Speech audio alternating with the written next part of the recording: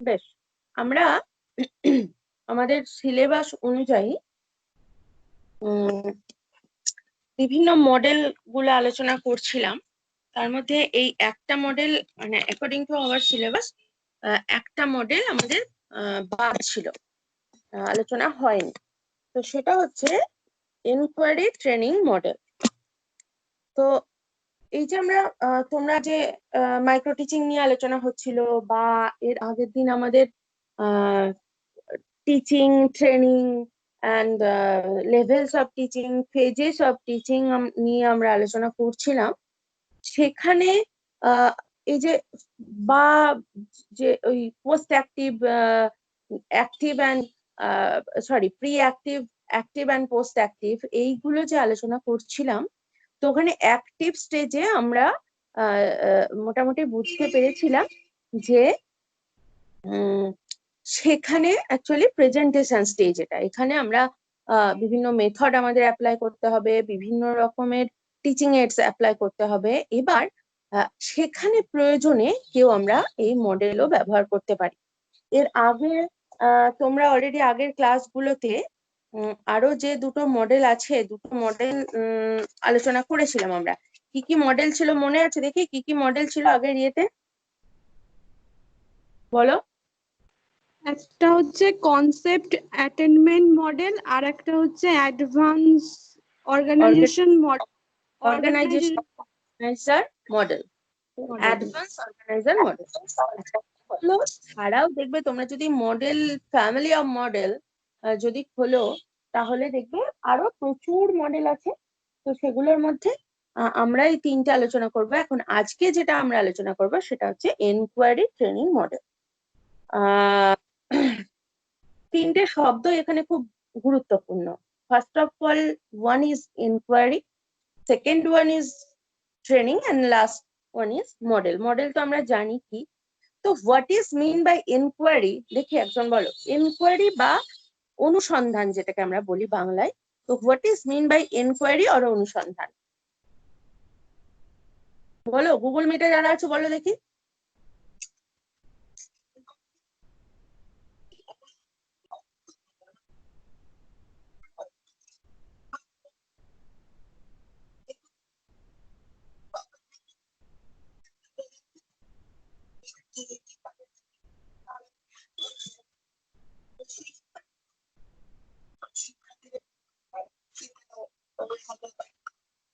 ওকে, বাহ। আর কেউ কিছু?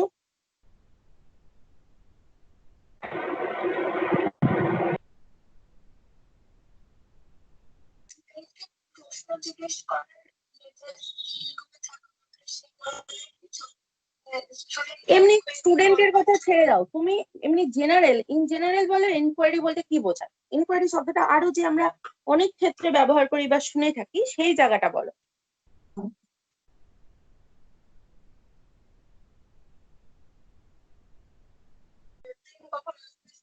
হুম হুম হুম হুম হুম ওই যে বললে প্রশ্ন করা। বলো বলো। হ্যাঁ হ্যাঁ হ্যাঁ হ্যাঁ, বলো বলো। কোন পার্সপেক্টিভে বলছো বলো। হুম হুম হুম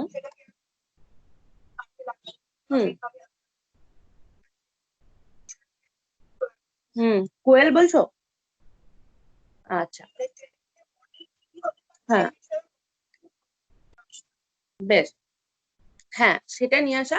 আর ট্রেনিং মানে আরেকবার বলো, ট্রেনিং মানে কি বোঝায়? ট্রেনিং বলতে কি বোঝায়? ওটার বাংলা আমি প্রশিক্ষণ জানি না। ঠিক, হাতে কলমে শিখি, হ্যাঁ। স্কিলড হওয়া মানে বিভিন্ন দক্ষতাকে খুব ভালোভাবে রপ্ত করা, তাই তো?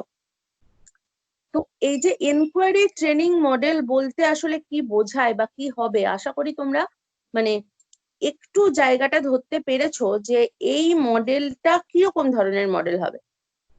তো দেখি আমরা কিরকম ধরনের মডেল, বা এটা সম্বন্ধে একটা আরেকটু বেশি করে জানার চেষ্টা করি। এটা ডেভেলপড বাই রিচার্ড সাচম্যান 1962। নেক্সট লাইনটা কি আছে দেখি, বলো একজন।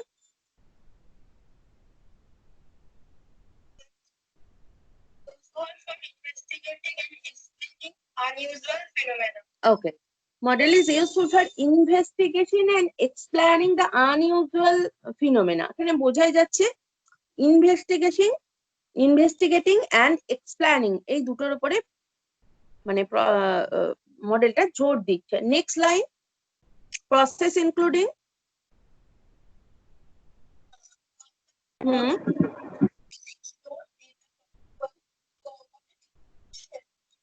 ওকে। এই যে মানে অ্যাকচুয়ালি যদি আমরা এটাকে খুব সংক্ষিপ্তকরণ করে নিই যে মানে কোন দিক দিয়ে যাচ্ছে, ধরো আমরা সিনট্যাক্স ফোকাস এইগুলো যে আলোচনা করব, সরি ফোকাস সিনট্যাক্স এগুলো যে আলোচনা করব, কি ধরনের কাজগুলো এই মডেল দিয়ে হবে, বা এই যে ইনভেস্টিগেটিং অর এক্সপ্লেনিং এই যে প্রসেসটা কিভাবে চলবে, সেখানে আমাদের হেল্প করবে puzzle, motivate, lots of strategies, explore, data, logically, cooperate and explanation. এই শব্দগুলো এখানে this words are very important here. তো সেক্ষেত্রে দেখবে আমরা যখন আস্তে আস্তে এটা এক্সপ্লোর করব তখন এই শব্দগুলোকে আমরা কোথায় কি ব্যবহার করছি পাবো। নেক্সট যে লাইনটা আছে সেই লাইনটা বলো। দ্য জেনারেল গোল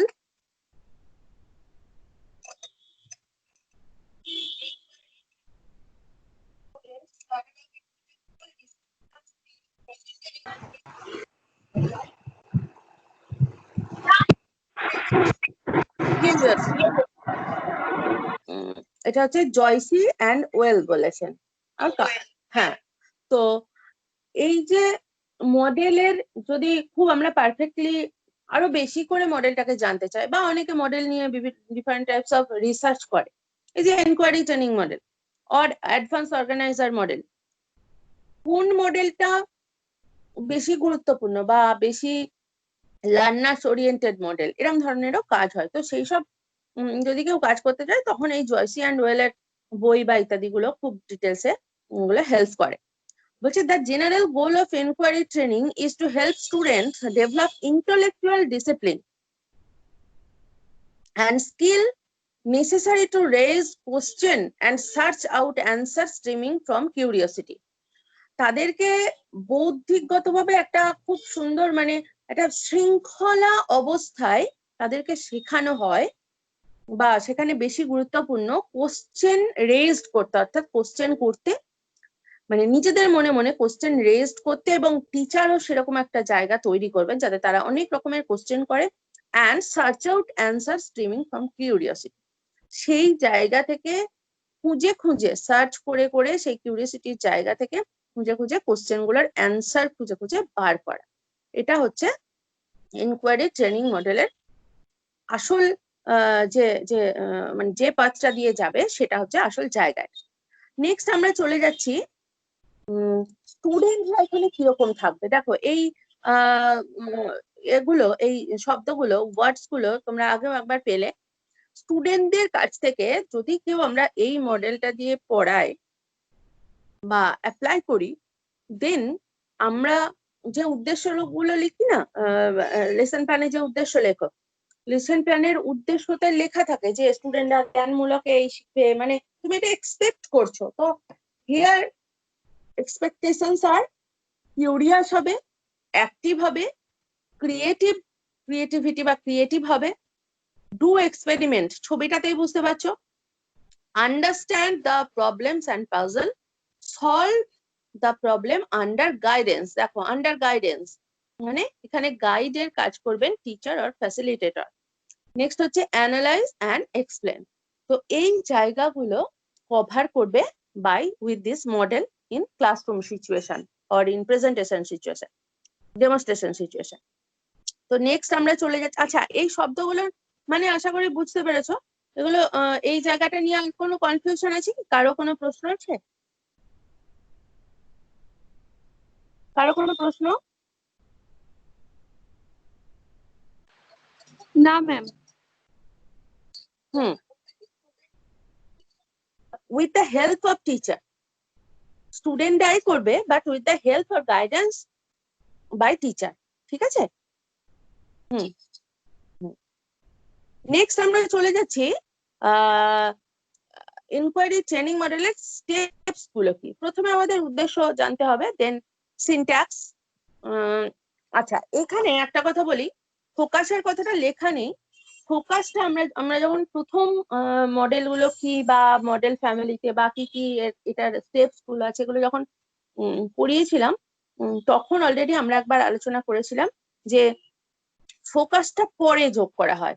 মানে যখন মডেল নিয়ে প্রথম রিসার্চ করা হয়েছিল তখন অ্যাকচুয়ালি ফোকাস পয়েন্টে ছিল না, তাই ফোকাসটা পরে যোগ করা হয়। এখানে অবজেক্টিভস এর পরে তোমরা যদি খাতায় নোট ডাউন করতে থাকো তাহলে ওখানে ফোকাস কথাটা একটু লিখে নেবে। Focus, then syntax, then social system, then principle of reaction, support system, evaluation and application. এই যদি আগের মডেলগুলো অনেকেই পড়ছিলে, আগের মডেলগুলো যদি খুব ভালো করে পড়ো বা মডেলের phases of model, steps of model, তাহলে এই জায়গাগুলো খুব ভালো লাগবে, দেখো সোজা লাগবে। তো ফার্স্ট আমরা আসছি উদ্দেশ্য বা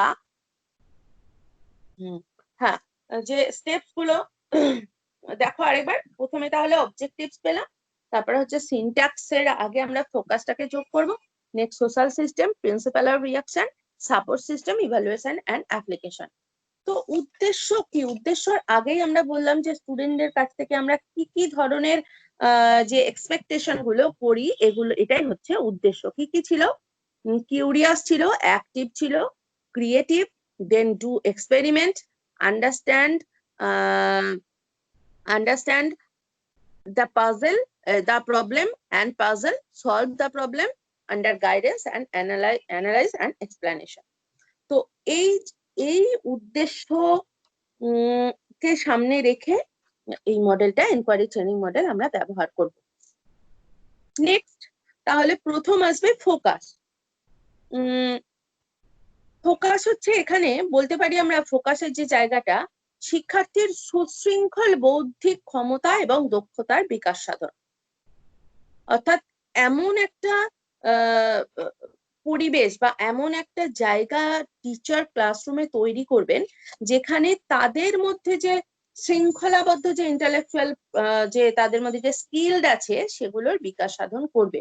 এবং প্রথমেই আমরা দেখেছি যে কিউরিওসিটির একটা ব্যাপার এখানে রয়েছে বা প্রবলেম সলভিং এর ব্যাপার রয়েছে। সেই জায়গাটাকে ভীষণ সুশৃঙ্খল অবস্থায় সেই বিষয়টা, মানে টোটাল যে ক্লাসরুম সিচুয়েশনে টোটাল যে কাজটা সেটা চলবে। এটা গেল সিনট্যাক্স, সরি ফোকাস। নেক্সট আমরা আসছি সিনট্যাক্স। সিনট্যাক্সে দেখো এখানে 5টা ফেজ আছে। আচ্ছা, 5টা ফেজ কেউ একটা পড়ো তো। ফেজ 1 কি আছে? Phase 1 confrontation the problem. Here confrontation the problem বলতে সমস্যার সাথে মোকাবেলা করা। অর্থাৎ কি সমস্যা বলতে এখানে কি বলতো, মানে আমরা যে কোনো একটা বিষয় পড়াচ্ছি সেটা সমস্যার আকারে উপস্থাপন করব। যেমন কেউ ধরো পড়াচ্ছ নদীর কাজ, বা কেউ পড়াচ্ছ আমাদের কি বলবো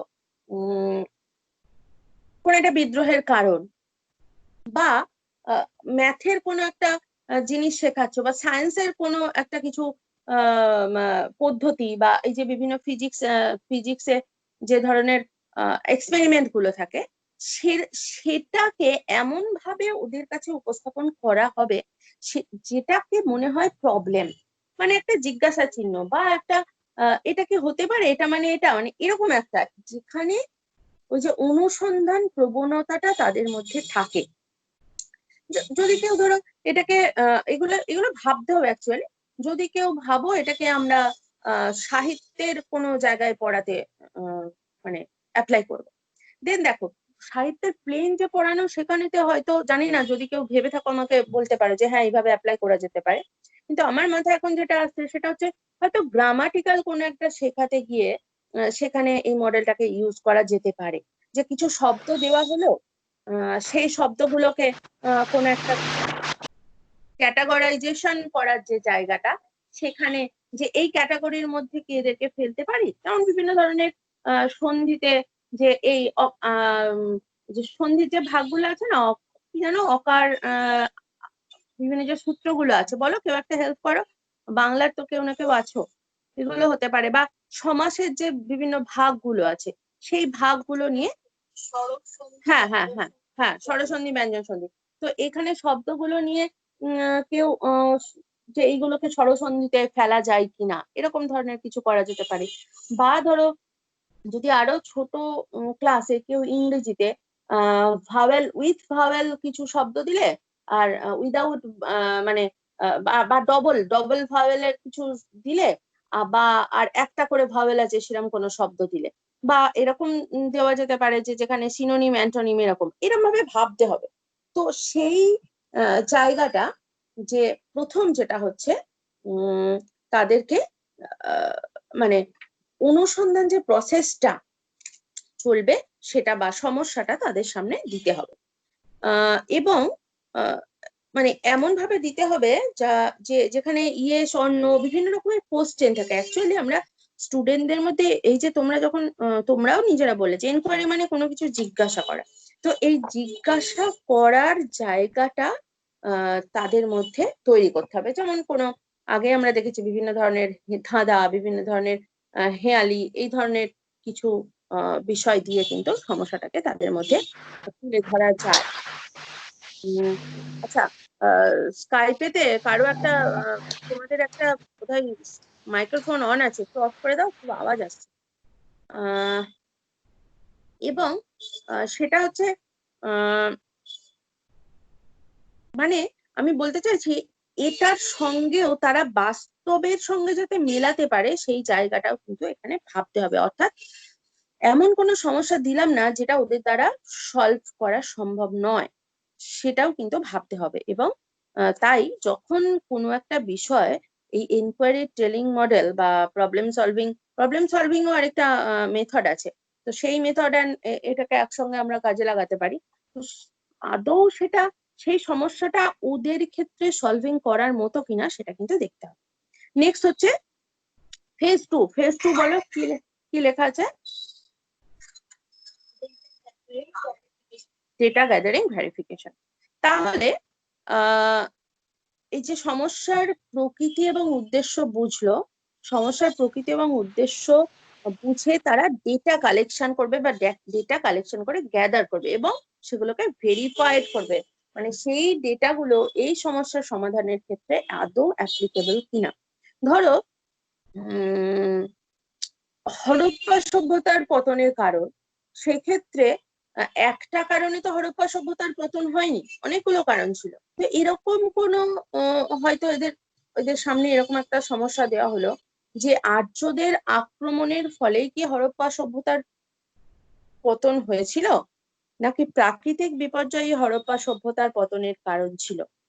কারণগুলো আমরা এরম ভাবেও পড়াতে পারি, কারণগুলো কি কি এগুলো সাধারণ উদ্দেশ্যে, ধরো সাধারণ যে ট্র্যাডিশনাল মেথডে বা ডিসকাশন মেথডে পড়িয়ে দিলাম। But if we used inquiry training model, then we can say this like this, যে হরপ্পা সভ্যতার মানে প্রাকৃতিক বিপর্যয় কি হরপ্পা সভ্যতার পতনের কারণ ছিল, তাহলে ওরা এটা ইনকোয়ারি করতে শুরু করবে বা এই যে সমস্যাটা উপস্থাপন করা হলো ওরা সেটা সমাধান করার চেষ্টা করবে যে হ্যাঁ সত্যি প্রাকৃতিক বিপর্যয় ছিল, প্রাকৃতিক বিপর্যয়গুলো নিয়ে ইনকোয়ারি করতে শুরু করবে, or any other causes behind that situation. ওকে, এটা গেল দ্বিতীয় পর্যায়। থার্ড ফেজটা বলো।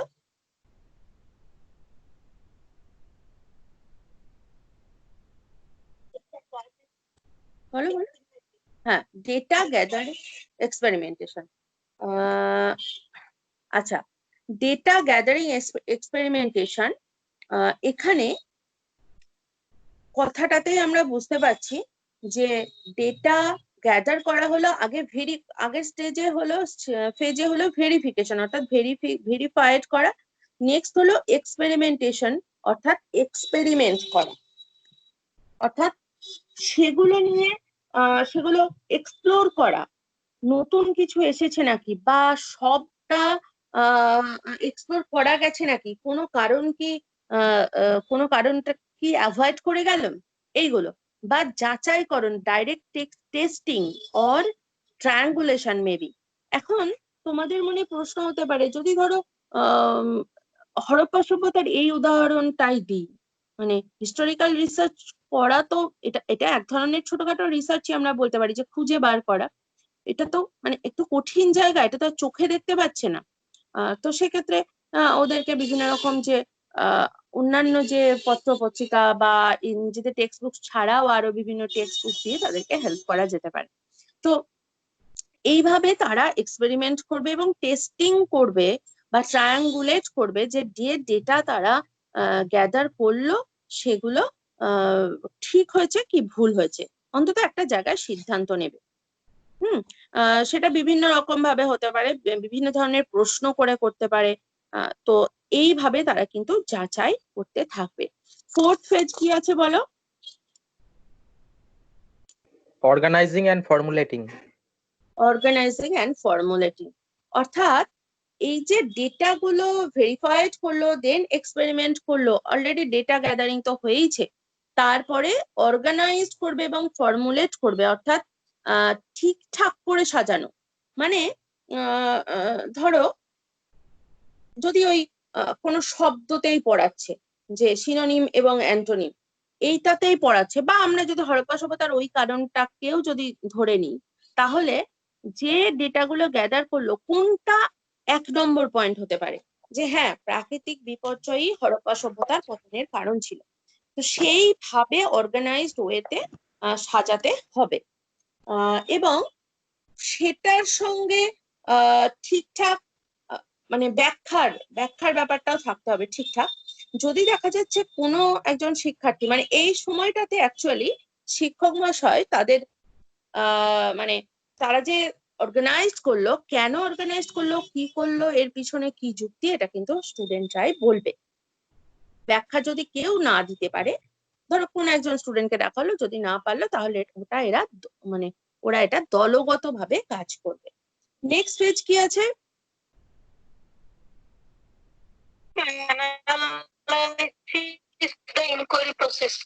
Analysing the enquiry process.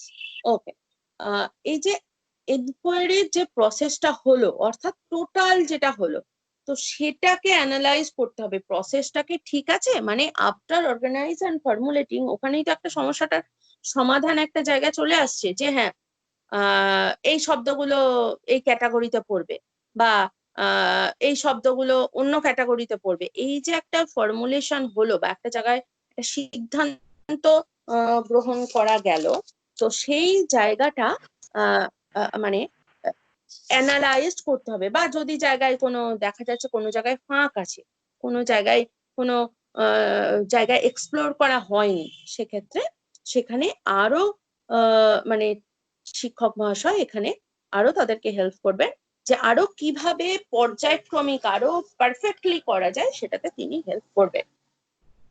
তো তাহলে প্রথম আমরা পেলাম কনফ্রন্টেশন দ্য প্রবলেম, নেক্সট আমরা পেলাম data gathering and verification, phase 3 data gathering and experimentation, phase 4 organizing and formulating, and phase 5 analysis of the inquiry process. Syntax বোঝা গেছে? সবাই বুঝতে পেরেছো এই 5টা ফেজ? যদি কোনো প্রশ্ন থাকে, কোনো জায়গা সমস্যা থাকে বলো।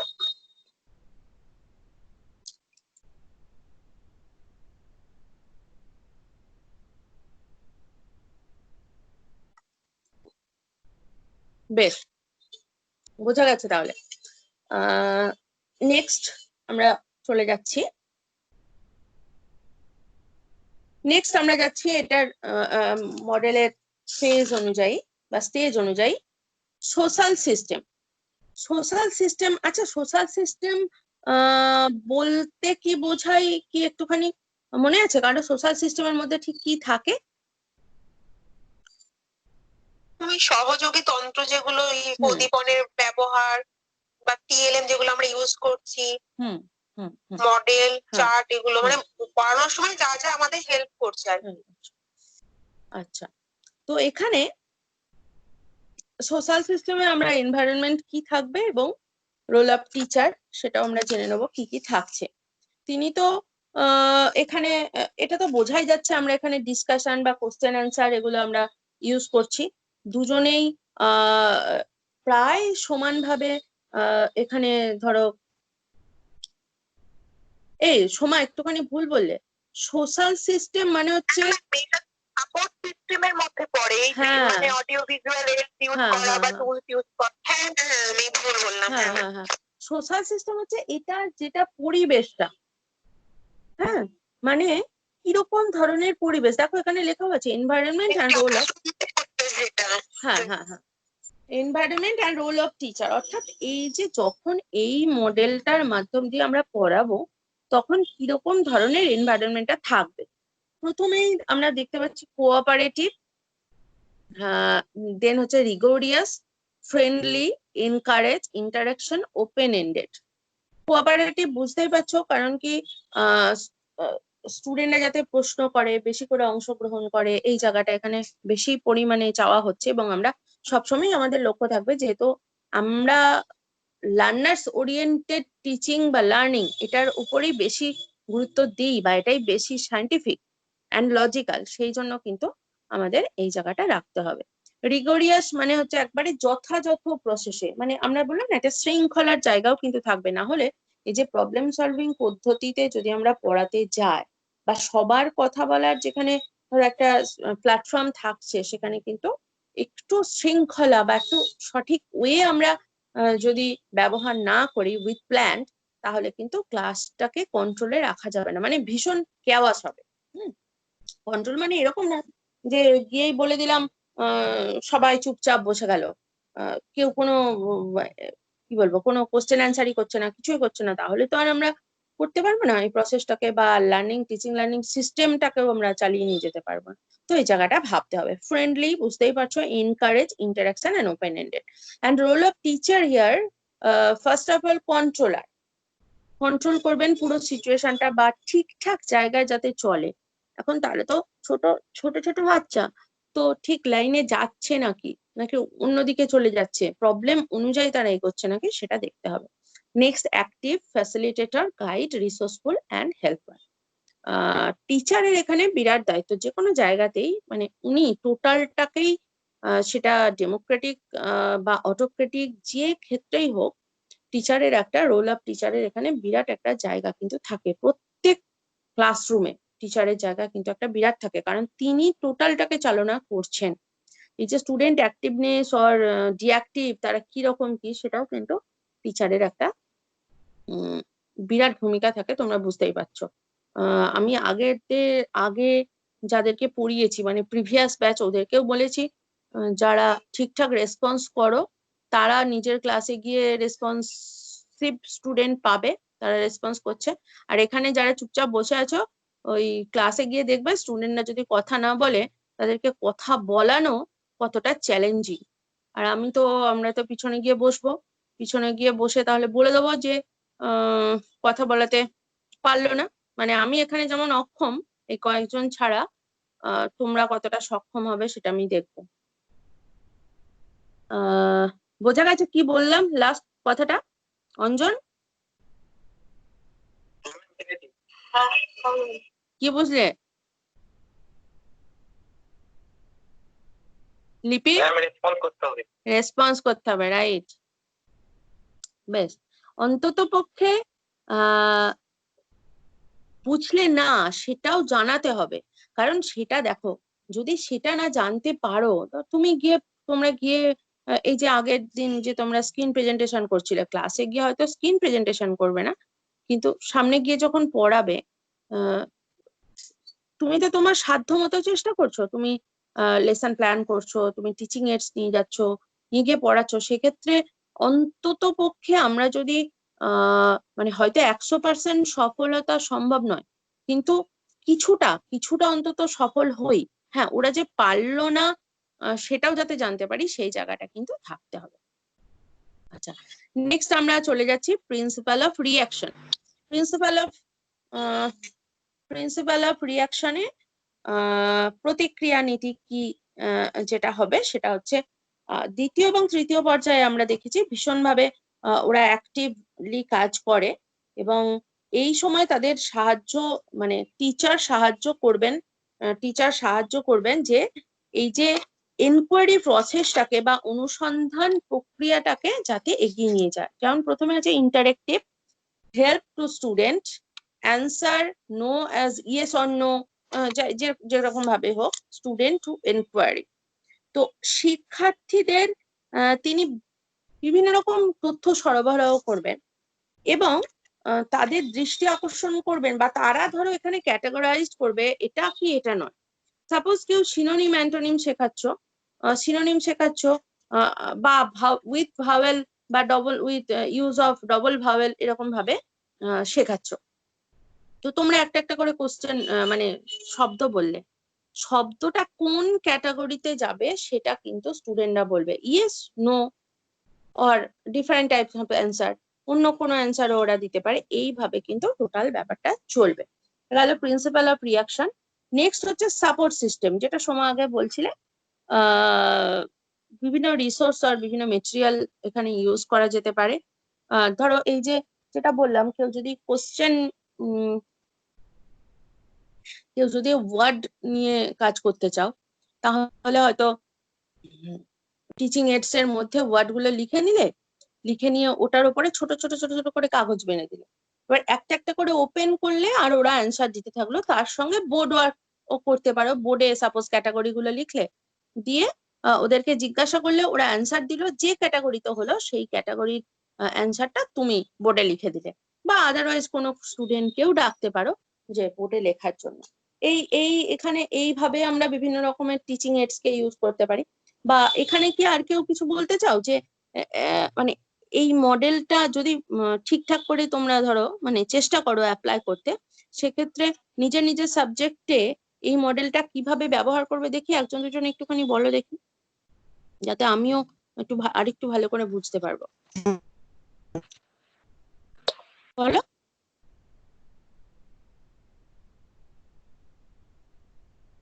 হ্যালো, হ্যাঁ বলো। ম্যাম বলছি আমার মেথড কিন্তু ম্যাথমেটিক্স। আমি বলছি যে বাংলার কোনো যদি গল্প পড়াতে চাই, মানে আমার কথা বলছি না, আমার মনে হলো তাহলে বাংলার গল্পটা কিছুটা বললাম, কিছুটা বলার পর থেমে গিয়ে এরপর কি হবে এটা যদি ওদের থেকে জিজ্ঞেস করি, অনেকের থেকে, তারপর গল্পটা পড়ে ভেরিফাই করে দেওয়া। তো এই ব্যাপারটা মনে হচ্ছে এক্ষেত্রে কিছুটা অ্যাপ্লাই করতে পারো। তোমার সাবজেক্টে দেখে একটু বলো, আসছে না কিছু মাথায়?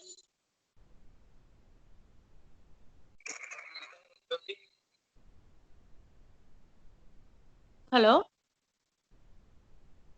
ম্যাম। হ্যাঁ বলো।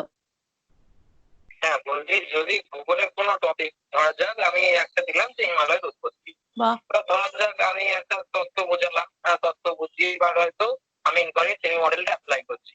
ধরা যাক আমি প্রথমে যেমন আপনি প্রসেস গুলো বললেন, যেমন প্রথমে আমি তাদের কোশ্চেন কিছু করলাম বা কিছু হয়তো জিজ্ঞাসা করলাম, তাদের কাছ থেকে ডেটা গ্যাদার করলাম।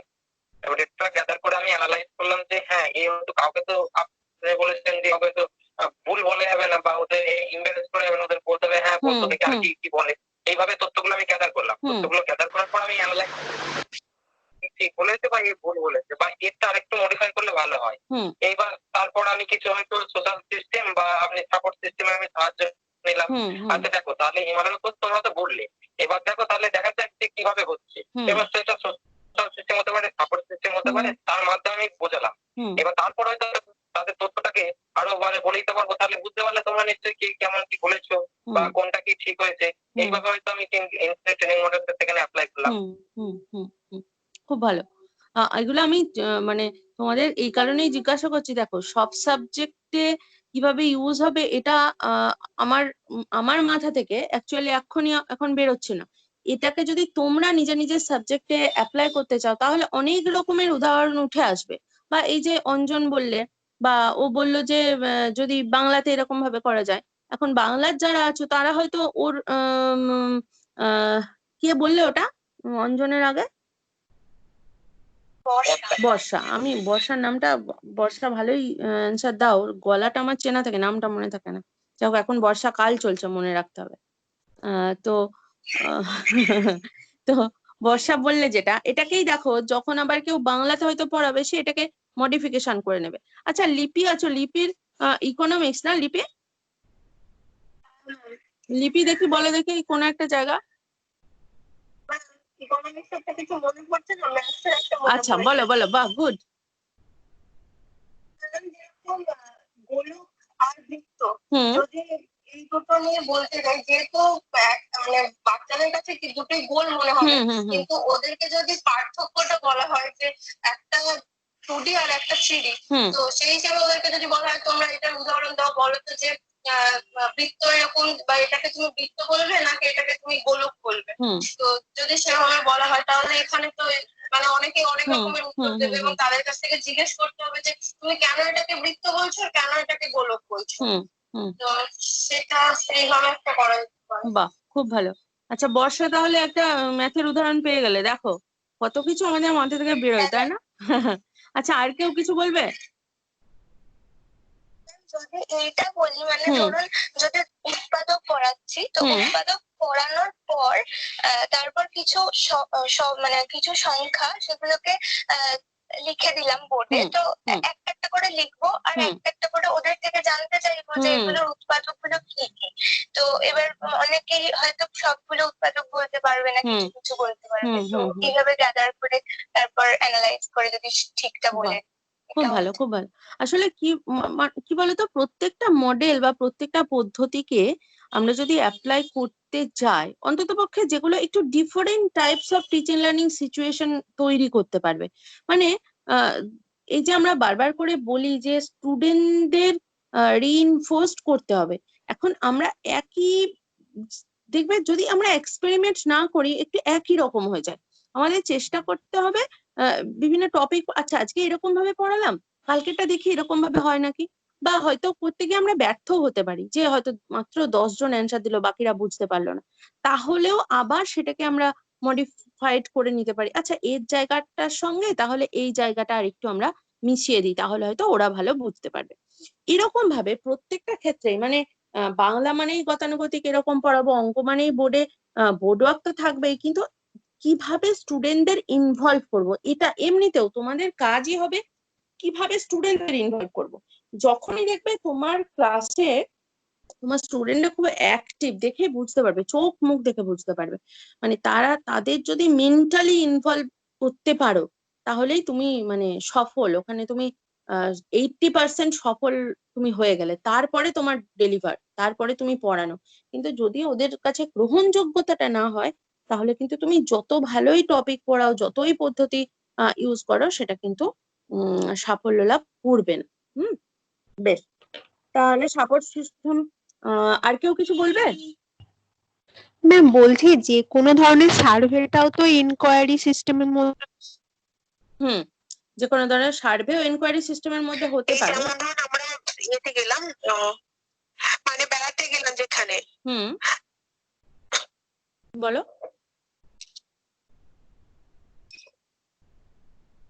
হ্যালো, হ্যাঁ ম্যাম বলছি, হ্যালো, শুনতে পাচ্ছি, বলো। হ্যাঁ এই যে আমরা বিহারে গেলাম ট্যুর করতে, এবার ওটা হয়তো ট্যুর করতে গেছি, কিন্তু যদি এটা আমাদের সার্ভে হতো, কেন বিহারের প্রসঙ্গটা চলছে, যেহেতু আমরা গেছি, আমরা যে কোনো গ্রাম হতে পারে বা অন্য কোনো ডিপার্টমেন্ট হতে পারে, যে কোনো ক্ষেত্রে হতে পারে সার্ভেটা।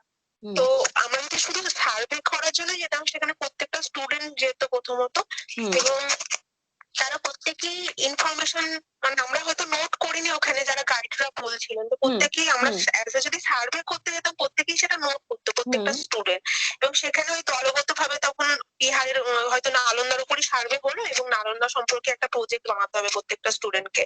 তো তখন অবশ্যই এটা দলগত হতো এবং প্রত্যেকেই পার্সোনালি ইনভলভ থাকতো, এবং সেটা আমরা ওখান থেকে যেমন প্রথমে আমরা ডেটা কালেক্ট করে আনতাম, প্রত্যেকটা স্টুডেন্ট কালেক্ট করতো, তারপরে সেই কালেক্টের পর স্কুলে এসে সেগুলো ভেরিফাই হতো যে কে কোন কাজটা করবে। কেউ হয়তো সাল অনুযায়ী কি কি তথ্য পেয়েছে সেটা তারা কেউ কোনো একটা দল কালেক্ট করলো, মানে সেখানে আমরা দলগত গ্রুপ করতে পারা যেতে পারে, অথবা কেউ কিছু হয়তো এই দায়িত্ব হলো তারা কি কি ছবি তুলেছে, আর কেউ কিছু হলো তারা কি কি জানতে পারলো। তো এইভাবে গোটা একটা প্রসেস মানে প্রজেক্টের আগে একটা প্রি প্ল্যান করা যেতে পারে, এবং একটা প্রজেক্ট তৈরি হতে পারে, সেখানে টিচার তখন মানে সাহায্য করবেন যে কিভাবে তিনি হয়তো আদেশ দিয়ে সাহায্য করতে পারেন। তো এই যে একটা সার্ভে, এটাও এক প্রকার ইনকোয়ারি। তো এই ক্ষেত্রে একটু মানে গতানুগতিক মানে বাইরে গিয়েও মানে এক প্রকার হতে পারে, যেখানে প্রত্যেকেই মানে ইন্টারেস্ট তো হবেই, এবং একটুখানি ঘুয়েমি যেটা সেটাও অনেকটা বেরোবে এবং নতুনত্ব হবে ক্লাসে। অবশ্যই সেটা প্রতিদিন সম্ভব নয়, হয়তো বছরে একবার দুবার টুকটা এই যদি গ্রামের সার্ভে করি আমরা, সেটা মাসে কি 2-3 মাস অন্তর একবার করা যেতেই পারে। একদম একদম। আসলে ওটাকে তুমি বললে একদম ক্লাসরুম সিচুয়েশনে না করে আমরা একটু ডিফারেন্ট সিচুয়েশন আমরা এটাকে অ্যাপ্লাই করতে পারি। একদম, খুব ভালো। আমি এটা বলতে চাইছি। আচ্ছা, তাহলে আমরা নেক্সট চলে যাই। লাস্ট যেটা থাকে অ্যাপ্লিকেশনের কথা তো তোমরা বলেই দিলে, কোথায় কোথায় কি কি থাকে, কোথায় আমরা প্রয়োগ করব, কিভাবে করব, বিভিন্ন রকম ভাবে করতে পারি, কিভাবে তাদের সামনে এটাকে তুলে ধরবো অলরেডি তোমরা বলে দিয়েছো, আমরা অনেকটাই বুঝলাম। এবার আমরা একটু অ্যাডভান্টেজেসটা একটু দেখে নিই। অ্যাডভান্টেজেস তোমরাই হয়তো বলে দিতে পারতে, যেখানে আমরা স্টুডেন্ট অ্যাক্টিভিটি খুব ভালো করতে পারছি। আচ্ছা, তোমরাই বলো এখানে কি কি লেখাগুলো রয়েছে বলো তো। Active role of student. Active role of student বলতে এখানে কি বোঝাচ্ছে বলো একটুখানি। মানে এই মেথডটা অ্যাপ্লাই করার ফলে স্টুডেন্টরা প্রচুর পরিমাণে অ্যাক্টিভ থাকবে, কোশ্চেন আনসার মানে প্রচুর পরিমাণে হবে। বেশ, বোঝাই যাচ্ছে লার্নিং বাই ডুইং। শিক্ষা হবে আর কি, প্র্যাকটিক্যালের সুযোগ থাকবে। এক্সপেরিমেন্টাল, এখানে আমরা বিভিন্ন প্রক্রিয়া এক্সপেরিমেন্ট করতে পারবো, যেমন কোশ্চেন অ্যানসার সিস্টেম বা ফ্লো সিস্টেম বিভিন্ন ভাবে এক্সপেরিমেন্ট করতে পারবো এখানে। একদম। সেলফ কনফিডেন্ট, ম্যাম ওই সেলফ কনফিডেন্ট বলতে যে কোন একটা কিছু করতে গিয়ে ওরা নিজেদের প্রতি একটা আত্মবিশ্বাস জন্মাবে, মানে নিজেরা সবকিছু একটা করে দেখতে পারবে। একদম। এলাবোরেট দা সেলফ কনফিডেন্ট বলতে ধরুন যে কোশ্চেন করছি, যে অনেক সময় হয় না যে হয়তো লিখতে দিলাম, কিন্তু লিখতে দিয়ে যে প্রক্রিয়াটা হচ্ছে আরেকটা ধরলাম, যে সবাইকে সুযোগ দিলাম, যে একটা কনফিডেন্ট বাড়ছে যে আমাকে স্যার বলার সুযোগ দিল বা আমি বলতে পারলাম, একটা দলগত যে ভাবটা আসছে সেই ক্ষেত্রে একটা কনফিডেন্ট আসবে। বাহ, খুব ভালো। এলাবোরেট দা প্রবলেম,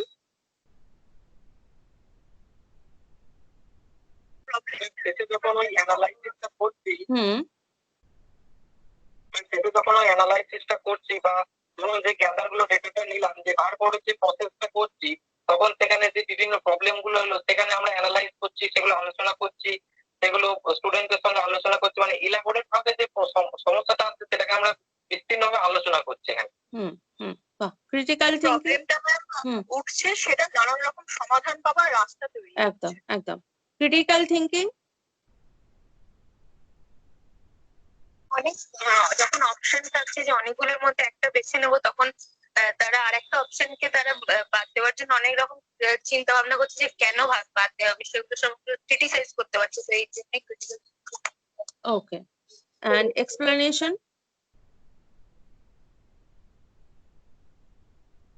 এক্সপ্লেনেশন বলতে যে আমরা ধরুন একটা ওই যে বললাম আপনাকে যে হিমালয়ের উৎপত্তি, এবার সেটা যখন আমি ডেটাটা গ্যাদার করলাম, আমি যখন এক্সপ্লেন করছি তখন স্টুডেন্টদের কাছে আরো ইন্টারেক্টিভ হয়ে যাচ্ছে, যে আচ্ছা তাহলে দেখি তো কিভাবে স্যার বলছেন, বা এইভাবে যে একটা এক্সপ্লেনেশন করছে কোনো প্রবলেমের, সেইটাই বোঝাতে চাইছি। আচ্ছা, বাহ, এতক্ষণ বসে বসে শুনলে, খুব ভালো ব্যাপার।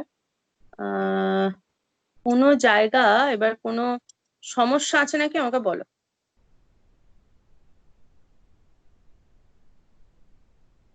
সমস্যা আছে কোনো জায়গা? আচ্ছা, তাহলে অফ করে দিই ক্লাস। কারো কোনো প্রশ্ন?